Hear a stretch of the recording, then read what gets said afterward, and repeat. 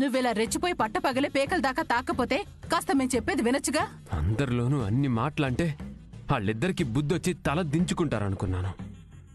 ఇంట్లో ఉన్నదాన్ని బయటికి గెంటుతారనుకున్నాను. తన్నడానికి పోయిన ప్రతిసారి తన్నించుకురావడం మనకు అలవాటే కదా.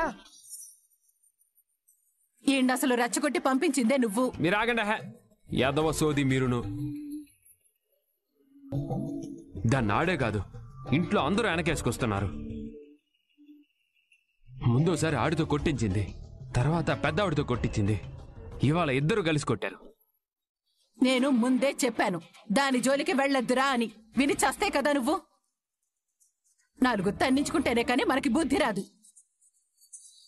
తన్నించుకున్నా బుద్ధి రాదు. అయినా మీరేంటి నన్ను ఇలా సావదొబ్బుతున్నారు? పోండి ఇక్కడి నుంచి.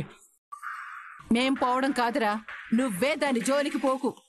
ఎంత జరిగిన తర్వాత దాన్ని వదిలేస్తే నన్ను చాతగాని ఎదవనుకుంటుందమ్మా. అలాగని దాని జోలికి వెళ్తే అదే అవుతావు. అయితే నా మొగుణ్ణి గాజులేసుకుని ఇంట్లో కూర్చోమంటారా? అది కాదమ్మా, దాని బతుకేదో అది బతుకుతుంటే దాని ఊసి మీకెందుకు? నేను ఇంట్లో ఉండగా అది ఇంటికి రాదు. వస్తే నేను చూసుకుంటాను కదా.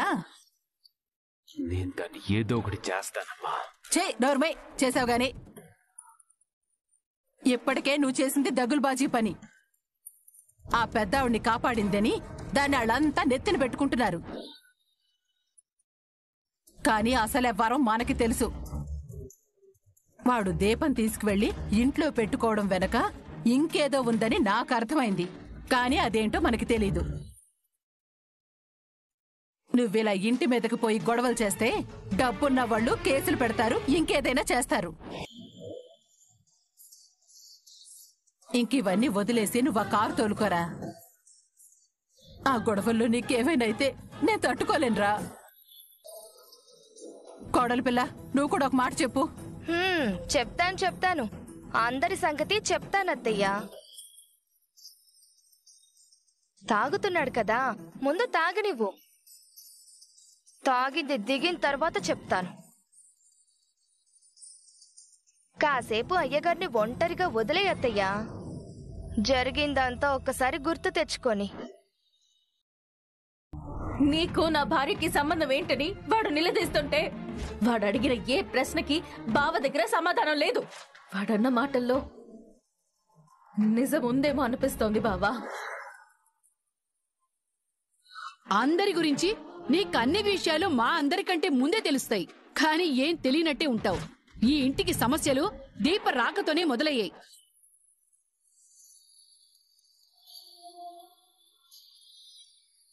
కార్తీక్, మా భోజనం కూడా చేయకుండా ఏం ఆలోచిస్తున్నావురా? ఏం లేదమ్మా. పోనీ నన్ను చెప్పమంటారా వీరేశలింగం గారు? అది నువ్వు వాగు కాంచన. వీడితో నేను కొంచెం మాట్లాడాలి. అది ఇప్పుడు అవసరమా? నాన్న కార్తీక్, నువ్వు వెళ్ళి భోంచే. ఒక్క పూట భోజనం చేయకపోయినా ఏం పర్వాలేదు కాంచన. ఏంటండి ఇది? మీరేనా ఇలా మాట్లాడేది? అవతలి వాళ్ళు కూడా ఇంకా భోజనం చేయలేదు. పారు ఫోన్ చేసిందా? జోస్న ఫోన్ చేసింది. నీకు ఆ రోజే చెప్పాను అనవసరమైన విషయాల్లో తలదూర్చొద్దని. వాడెవడరా మిమ్మల్ని వేలెత్తి చూపించడానికి? చెప్పు తీసుకొట్టాలి అలాంటి వెధవాల్ని. నేను ఆ పనే చేశాను. అదే నీకు అవసరం లేదు అంటున్నాను. ఒరే, నువ్వు మా గురించి ఆలోచించకపోయినా పర్వాలేదురా, కోడల గురించి మాత్రం ఆలోచించరా. జరిగిన దానికి జోసిన చాలా బాధపడుతుందిరా. మొదటిసారి ఫోన్లో దాని ఏడుపు విన్నాను. అది నీ కారణంగా. అవన్నీ వీడికి పట్టవు కాంచన. సార్ స్త్రీ జనోద్ధరణ కోసం నడుం బిగించి అన్యాయమైన ఆడవాళ్ళందరికీ అండగా ఆసరాగా నిలబడే కార్యక్రమాన్ని చేపట్టాడు. సొంత వాళ్ళు ఎవరు బాధపడినా వాడికి పట్టదు. ఎవరు ఏడ్చినా వాడికి వినిపించదు. నానా, మీ గురించే చెప్తున్నా సార్. మీ గురించి మీరే వినడానికి ఇబ్బందిగా ఉంటే ఇంకా మాకెలా ఉంటుంది? నీ కాబోయే భార్యకెలా ఉంటుంది? తప్పు చేస్తున్నావురా కార్తీక్. నువ్వు లండన్లో ఉన్నప్పుడే బావ ఎప్పుడొస్తాడా అని ఎదురు చూస్తూ చాలా హ్యాపీగా ఉండేదిరా నా కోడలు. నువ్వు వస్తే దాని ఆనందం పెరుగుతుందనుకున్నాను. కానీ నువ్వు కళ్ళ ముందే ఉంటూ దాన్ని కన్నీళ్లు పెట్టిస్తావనుకోలేదురా. దాని ఏడుపు నేను చూడలేనురా. ఎందుకంటే అది మా అమ్మ. ఇంకా వీడికి ఎన్ని చెప్పినా అనవసరం. బావతో మాట్లాడి వీళ్ళ పెళ్లి ముహూర్తాలు పెట్టించాల్సిందే. రేపే మనం వాళ్ళ ఇంటికి వెళ్తున్నాం. నానా, ఏం వీరేశలింగం గారు, తమరి రెస్టారెంట్ కంప్లీట్ అవ్వాలా ఇంకా? లేదు. మరేంట్రా? మీకు విషయం చెప్పాలి. ఏమిటో అది? చెప్తాను, కానీ ఇప్పుడు కాదు. ఎప్పుడు చెప్తాం? వీలైనంత తొందరలోనే చెప్తాను. అప్పటి వరకు మీరేం తొందరపడకండి ప్లీజ్.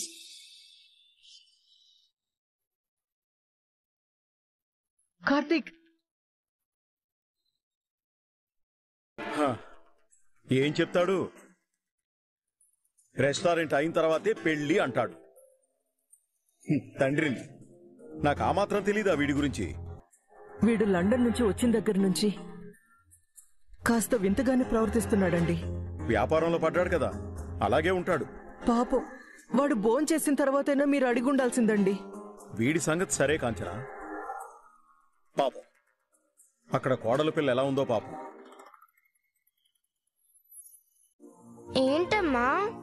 రేపటి నుంచి నేను వంట పని చేయడానికి వెళ్తున్నాను. నువ్వెక్కడికి వెళ్లకుండా ఇక్కడే ఆడుకోవాలి. అమ్మమ్మ వాళ్ళ ఇంటికి వెళ్ళకూడదా? ఏంటి దీప మాకి దరిద్రం? మీ మొగుడు పెళ్ళాల పంచాయతీకి మా ఇల్లే దొరికిందమ్మా. ముందు నీ మొగుడు తీసుకుని ఇక్కడి నుంచి పో. ఆ ఇంట్లో ఎవరైనా మీ నాన్న వచ్చెళ్ళాడు అని పాపతో అన్నారంటే తర్వాత నేను దీనికేం సమాధానం చెప్పలేను. చెప్పమ్మా. అమ్మమ్మ వాళ్ళ ఇంటికి వెళ్ళకూడదా? ఎవరి పనులు వాళ్ళకు ఉంటాయి కదమ్మా, వెళ్తే ఇబ్బంది పడతారు. నాన్నమ్మ ఊరు వెళ్ళిపోయింది, మనం ఇక్కడే ఉండిపోతామా? ఏమైందమ్మా? నువ్విలా మాట్లాడకూడదు. ఎందుకు? అందరి గురించి మనకెందుకు? అమ్మమ్మ గురించి చెప్పాను, కోపడలేదు. జో గురించి చెప్పాను, కోపడలేదు. జో గ్రాండీ గురించి చెప్పాను, కోపడలేదు. కానీ కార్తీక్ గురించి చెప్తే ఎందుకమ్మా కోపడతా? మనకిష్టమైన ఈ పనులు చెయ్యడమే బాధ పెట్టడం అని నువ్వు చెప్పావు కదా. కార్తీక్ నేనేమైనా బాధ పెట్టాడా అమ్మా? అంత పెద్ద కారులో వచ్చిండు, నీ జోలికొచ్చినని నన్ను కొట్టిండు. నా పెళ్ళానికి నీకు ఏంటి సంబంధం? ఆడు నీ వెనకాలన్నాడన్న ధైర్యంతోనే కదా ఇంత తెగింపుతో మాట్లాడుతున్నావు.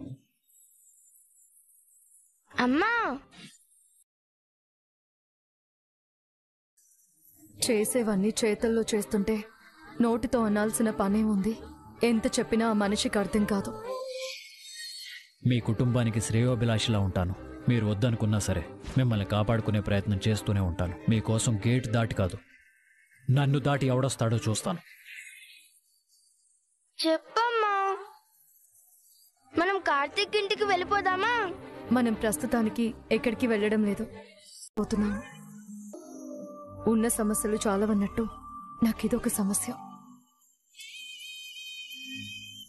అసలే నా మీద చాలా కోపంగా ఉన్న జోష్న ఈ రోజు జరిగిన దానికి నా మీద మరింత కోపం పెంచుకుంటుంది.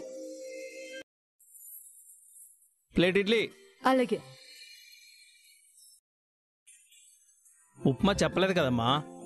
బోర్డు చూడలేదా మీరు? ఈ రోజు ఎవరేం టిఫిన్ తీసుకున్నా దాంతో పాటు ఉప్మా ఫ్రీ. ఆహా. బాబాయ్ ఇక్కడ వడ్డించు. నాకు ప్లేట్ బజ్జీ ఇవ్వండి. ఉప్మా ఎలా ఉంది ఎవరూ చెప్పడం లేదేంటమ్మా? ఉండు బాబాయ్, ఇప్పుడే కదా తిండి మొదలు పెట్టారు, చెప్తారులే. నువ్వు ఉండమ్మా. సార్ చట్నీ వేసుకోండి సార్.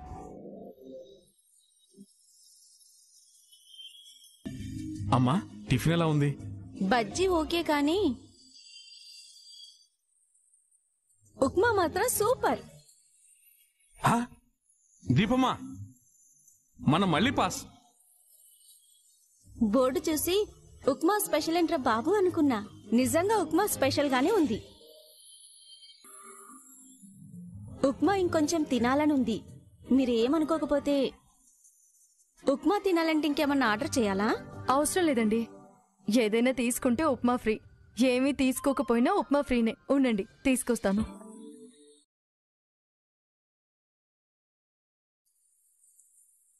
బండి కాస్త 2 రోజుల్లో హోటల్ అయింది. పర్వాలేదు, ఈ రకంగా అయినా దీప తన కాళ్ళ మీద నిలబడితే అది చాలు. అమ్మా బిల్ ఎంతమ్మా? మీరు 2 బోండాలు ఎక్స్ట్రా తీసుకున్నారు కదా, మీ బిల్లు 70 రూపాయలు అయింది. అలాగే బాబాయ్ ఆయన దగ్గర 70 రూపాయలు తీసుకో. అలాగేనమ్మా. దీపమ్మా బాబుగారు వస్తున్నారు.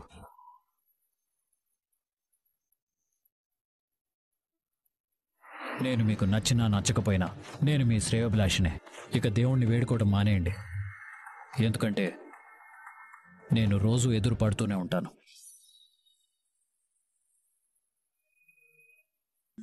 కస్టమర్ లాగే వచ్చాను. ఏం కావాలో చెప్పండి. ఏదో స్పెషల్ అని రాసుంది కదా, అదే ఇవ్వండి. బాబాయ్ ఏంటమ్మా? బాబు గారికి ఒక ప్లేట్ స్పెషల్ ఉప్మా. అలాగేనమ్మా. అమ్మా అది నీ దగ్గరే ఉందమ్మా. సర్లే నేనే ఇస్తాను బాబాయ్.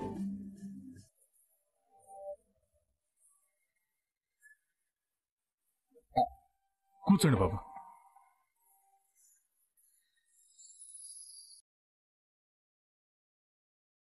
నువ్వు ఇంత చిన్న పని చేసుకోవడం నాకు ఇష్టం లేదు దీపా. మా రెస్టారెంట్లో చెఫ్గా ఉండమంటే చేయనన్నావు. నా మనసుకి ఇబ్బందిగా ఉన్నా నువ్వైతే సంతోషంగా ఉన్నావు కదా, అది చాలు. తీసుకోండి బాబు.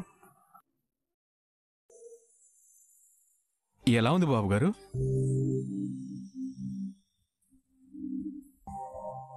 ఆకలి మీద గౌరవం ఉన్నవాళ్ళు వంటలు ప్రేమతో చేస్తారంట. వాళ్ళ చేతి వంట తిన్న వాళ్ళకి అమ్మ గుర్తుకు రావాల్సిందే.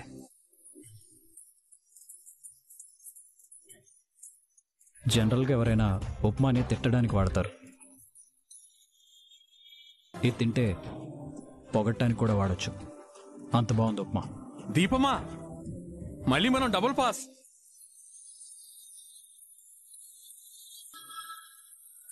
వండే విధానం మాకు కూడా చెప్పొచ్చు కదండి, మా రెస్టారెంట్లో కూడా ట్రై చేస్తాం. బాబుగారు మీకు రెస్టారెంట్లు ఉన్నాయా? ఉన్నాయి.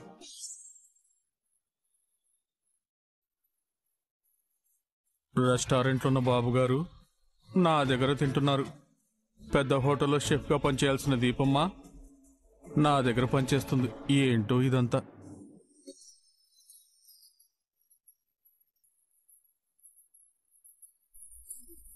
అడిగిన దానికి సమాధానం చెప్పలేదు. బాబుగారు మాకేవో చిన్న చిన్న చిట్కాలుంటాయి, అవి ఎలా చెప్తామండి చక్కగా? సరే చెప్పొద్దులేండి. ఉప్మా ఫ్రీయే అండి, డబ్బులు తీసుకోము. పైగా ఇక్కడ మీ అకౌంట్లో 490 రూపాయలు జమ కూడా ఉంది బాబు. చక్కగా దాన్ని అలాగే ఉండనివ్వండి. ఓ కస్టమర్గా చెప్తున్నాను, ఉప్మా చాలా బాగుంది. సంతోషం బాబు. ఇక్కడ మీకు ఏదైనా సాయం కావాలంటే నన్ను అడగండి. కస్టమర్ల దగ్గర సాయం అడగం బాబు. సాయానికైతే కస్టమర్ని కాదు, కార్తిక్ని అనుకోండి. మీకు ఇంకేమైనా కావాలా బాబు? వద్దండి, తిన్నాను కదా. అయితే మీరు వెళ్ళొచ్చు బాబు.